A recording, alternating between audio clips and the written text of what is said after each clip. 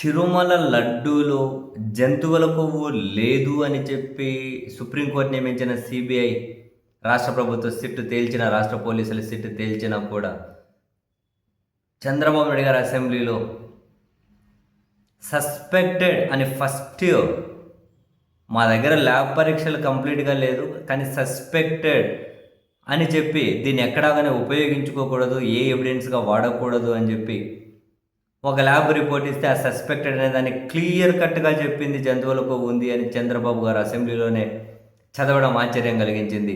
దీనికి మద్దతుగా రాజకీయ స్వామీజీలు ఒకరిద్దరు ఉంటారు కదా, వాళ్ళు కూడా అదే లైన్ మీద మాట్లాడడం మనకే చాలా దారుణం అనిపించింది. బహుశా కొందరు బ్రాహ్మణ సంఘాలకు, స్వామీజీలకు, కొన్ని శక్తిపీఠాలకు సంబంధించి వాళ్లకు మరింత ఇబ్బంది అనిపించింది. సో వీళ్ళందరూ కూడా విజయవాడలో ఒక సదస్సు నిర్వహించారు. కళ్యాణ మండపంలో బ్రాహ్మణ సంఘాలు,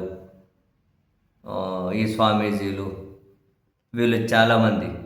ఆ సదస్సులో వాళ్ళు మాట్లాడింది చాలా క్లియర్ కట్. చంద్రబాబు నాయుడు గారు చాలా మహాపచారానికి పాల్పడుతూ ఉన్నారు. జంతువులకు లేదు అని తేలిన తర్వాత కూడా పదే పదే అదే పాట పాడడం ఏంటి? ఇది స్వామీజీ మీద దాడిగానే మేము చూస్తూ ఉన్నాం. తప్పుల మీద తప్పులు వీళ్ళు చేసుకుంటూ వెళ్తూ ఉన్నారు. భక్తులను భయభ్రాంతులకు గురి చేస్తూ ఉన్నారు. వీళ్ళ రాజకీయం కోసం దేవుడిని వాడడం, దేవుని వీళ్ళ రాజకీయ అవసరాల కోసం వాడుకోవడం క్షమించాలని తప్పు. ఇది మహాపచారం. వీళ్ళు చాలా తీవ్ర ద్రోహానికి పాల్పడుతూ ఉన్నారు అని చెప్పి విజయవాడలోని ఒక కళ్యాణ మండపంలో జరిగినటువంటి సదస్సు చాలా హిందూ ధార్మిక పరిరక్షణ సంఘాలు, బ్రాహ్మణ సంఘాలు, పలువురు స్వామీజీలు, వీళ్ళతో పాటు ఇంకా తిరుపత్తూరు శివశక్తి పీఠం నుంచి ఆ ప్రతినిధులు, కడలూరు శివపీఠం నుంచి ఆ ప్రతినిధులు, చాలామంది పెద్దలు ఈ సమావేశంలో పాల్గొన్నారు.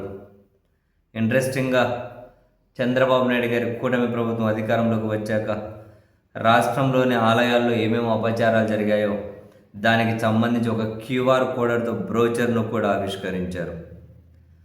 ఒక క్యూఆర్ కోడ్తో ఒక బ్రోచర్ను కూడా ఆవిష్కరించారు. సో చాలామంది మాట్లాడారు. మనోభావాలు దెబ్బతీస్తున్నారు, దుష్ప్రచారం అనే దుర్మార్గం మీద ఒక మహాపచారం. అండ్ చంద్రబాబు నాయుడు గారు తన స్థాయి మరిచిపోయి మరీ మాట్లాడుతూ ఉన్నారు.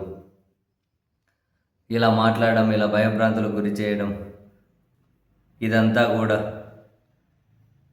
అంటే ఒక తప్పుడు ప్రచారాలు చేయడం, ఇదంతా హైందవ ధర్మానికి వ్యతిరేకం అని చెప్పి, తప్పు జరిగిందని చెప్పి లెంపలు వేసుకోవాల్సిన చోట ఈ బరితెగింపు ఏంటి అని చాలామంది మాట్లాడారు ఆ వేదిక మీద నుంచి. సో మరి ఇప్పటికైనా చంద్రబాబు నాయుడు గారు వీళ్ళంతా రియలైజ్ అవ్వాలి. లేదు అన్న తర్వాత వదిలేయాలి. ఇంకా రాజకీయ అంశం కోసం ఇంకేదైనా నమ్మచ్చు, అదేనా ఎంచుకోండి. ఎందుకు సెన్సిటివ్ విషయాలతో పాలిటిక్స్ చేయడం?